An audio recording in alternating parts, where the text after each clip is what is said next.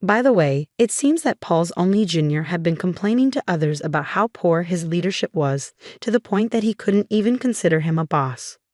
Paul overheard this, and they are currently in the midst of a dispute. He should have known how important it is to take care of your own junior. As for me, I had been offered a position at our overseas headquarters. I had been declining due to the current circumstances and out of consideration for Paul. But I finally decided to take on the opportunity. I'm currently preparing for my transition. I've been causing my father some worry, but we've started practicing video calls so we can keep in touch when I'm abroad. I am content because I'll be able to pursue the job that I have been dreaming of since I was a child. It's time to give it my all. Paul hardly ever helped with household chores, but Michelle didn't mind. When they went out together, Paul always took charge, letting Michelle relax and enjoy herself without any worries. It felt like they had a good balance in their relationship. However, everything changed when Michelle's mother passed away. While Michelle was at work, her father called to tell her that her mother's health had gotten worse and she had collapsed. Michelle rushed to the hospital and said her final goodbye to her mother. She decided to stay with her father to arrange the funeral. When she called Paul, he said he couldn't leave work suddenly. He missed the wake and only made it to the funeral, but it seemed like he hadn't prepared to dress appropriately for the occasion. I had to quickly find him clothes to wear, but he complained a lot, saying I should have done it earlier. With all the sadness and business of arranging the funeral, I couldn't handle Paul's complaints, so I ignored them. But he didn't seem to appreciate that and stayed in a bad mood. Since then, it feels like we've been arguing more in our marriage. It's normal to have disagreements after being married for 3 years, but lately, Paul has been picking fights aggressively. He's always telling me what to do and taking charge. I got tired of it and tried saying no a few times, but he didn't know where things were in the house. So simple tasks took a long time. Plus, he complained while trying to help, making an even bigger mess. Eventually, I realized it's easier if I just do everything myself. I didn't always do everything Paul asked. I handled some things myself to make my life easier. I mentioned preparing for my mom's first death anniversary gathering next week. Okay, I said, and Paul grumbled, oh, I have an important meeting that day. What should I do? I've told you about this gathering well ahead of time. How could he suddenly say he couldn't make it? What? You're not coming. Paul let out a heavy sigh. It's not that, but it'll be hard to leave everything to my subordinates, you know. He seemed pleased with his recent promotion and often talked about his junior team members. I felt like sighing right along with him. Please make arrangements for it, all right? I stressed. It was the day before my mom's first death anniversary gathering. When I returned home from work, Paul was sulking in the living room, drinking beer. Sorry, I'm late. Had to do overtime, he mumbled. I figured he was upset because I was late, delaying dinner. I've been waiting here for an hour, just as I expected. But it's only an hour, right? If he couldn't cook, he could have bought something. I did tell him when I'd be home. He could have taken some initiative. Holding back my frustration, I handed him a takeout box. I thought cooking would take too long, so I got this on my way home.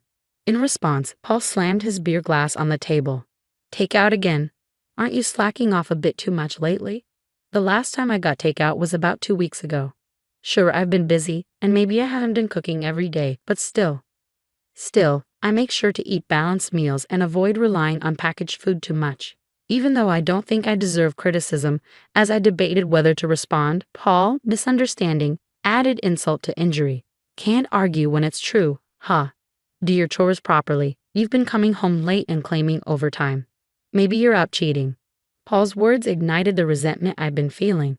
If you know I'm working late, the least you could do is make dinner. You don't have to cook. Picking up takeout isn't that hard. I always tell you when I'll be late, and even with my busy schedule, I handle all the household chores. There's no need for that attitude. Paul glared at me. You're 3 years older, remember? I could have married a younger woman, but I chose you, Paul said, expecting gratitude and obedience. You should be thankful and listen to me. No one else would want you, so you'd be in trouble if I left, right? Did he really just say that? I was furious and couldn't hold back. If you wanted a younger woman, you should have married one before we got together. I asked if you were okay with me being older, and you said yes. That's why we got married. Even without you, I can manage my life. Paul laughed mockingly. Fine, let's get a divorce. With that, he grabbed his beer and takeout and went to his room. We've argued before, but this was different. I was done with him. I decided to eat my takeout to calm down. Maybe he was just hungry and annoyed, I thought as I ate. But I couldn't shake the disbelief that this was happening the day before my mom's death anniversary. After a while, I called out to Paul from outside his room. "We need to leave by 8 a.m. tomorrow, so I'll wake you up around 7. There was no response, but I felt he was awake. With that said, I went to bed. The next morning, when I woke up early, Paul was already gone. The bags I packed were still in the room. He hadn't left for the gathering without me. Where did he go? I called his phone, but he didn't pick up. He didn't respond to my texts either. With no other option, I left a voicemail and started getting ready to leave alone. I finally reached Paul while waiting for the train at the station. "I have a meeting. Can't leave it to my juniors," was all he said before the call ended abruptly. I was overwhelmed with a mix of anger and resignation, feeling stunned and bewildered. Before I could dwell on it further, the train arrived, burdened with luggage meant for two. I boarded alone.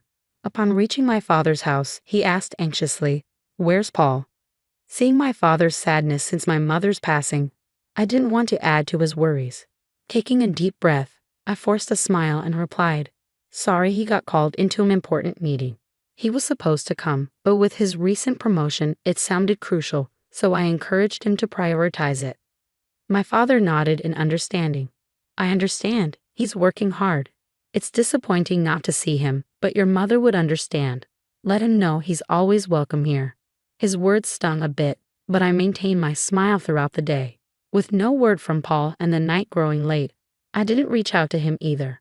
Planning to stay the night and return home the next day as planned, I saw no need to contact him. Though it felt childish, I thought about making him his favorite dish, hamburgers, tomorrow. With that in mind, I went to bed. The next day, I left my father's house and got home around noon. Before going grocery shopping, I wanted to drop off my bags. As I entered the living room, I saw Paul had left dirty laundry lying around, as usual. I sighed, thinking he still hadn't learned how to use the washing machine, and tossed his laundry in with mine. Taking a break and returning to the living room, I noticed something on the table. As I got closer, I couldn't believe what I saw: divorce papers already signed by him. Why? I stared at the papers in disbelief. Was this his way of asking for a divorce? I grabbed my phone from my bag. It should be Paul's lunch break. I wasn't sure if he'd answer, but to my surprise, he did. As soon as I called, I asked, "What's the meaning of these divorce papers?" Paul laughed and replied, "What's there to question? It's exactly what it seems. I don't want an older wife who won't handle household chores. That's why I want a divorce. If we split, I can find a younger wife. After all, a wife is like a status symbol, right? I can't boast about you because you're older. It's tough when my team asks about you, and avoiding the topic isn't easy." I was speechless, unable to respond. "If you want to avoid a divorce, start doing your chores properly. I'll be home as usual today, so make sure to get some beer, all right? If you disagree, take the divorce papers to court. It's your call." With that, he hung up, leaving me in shock, unable to utter a word. Paul probably assumed I'd comply if he said that. I only did the chores because I disliked having to ask or beg him. He must have believed I did it to keep him from leaving me. Perhaps he thought I wouldn't stand up to him because he's the dominant one. Being married to a younger husband might seem glamorous to some, but in reality, there's nothing remarkable about it. I often emphasized his youth, but in truth, he's average in looks, personality, and income. There's nothing particularly special about him. Labeling him as younger was simply convenient. When we married, I worried about the age gap, but now that we're both in our 30s and he's just 3 years younger, it doesn't seem significant. If there were a larger age difference between us, perhaps I feel differently. It's disheartening to constantly be labeled as the older wife when we're practically the same age. Determined to take action, I grabbed my bag and headed straight to the family court. Submitting the divorce papers brought a sense of relief, signaling the end of our relationship. I realized I could live without Paul. With newfound freedom, I felt lighter and decided to request a few days of paid leave from my boss. Luckily, work had just slowed down, and he granted me a week off. Now divorced, I needed to organize my belongings. With minimal possessions, cleaning up was a breeze. I stored larger items in a storage unit, packed essentials and clothes in my car, and spontaneously decided to visit a hot spring resort. Since it was the off-season, I found a cheap hotel for my stay without any hassle. Driving with excitement, I indulged in the hot springs and relaxed in my room, only to be interrupted by a ringing phone. Michelle, I asked you to get beer, didn't I? Where are you? It was Paul's usual time to return home. I chuckled, recalling his words. I'm at a hot spring resort. What? A hot spring resort? Why? What's going on? Didn't you say to file the divorce papers if I didn't agree with you?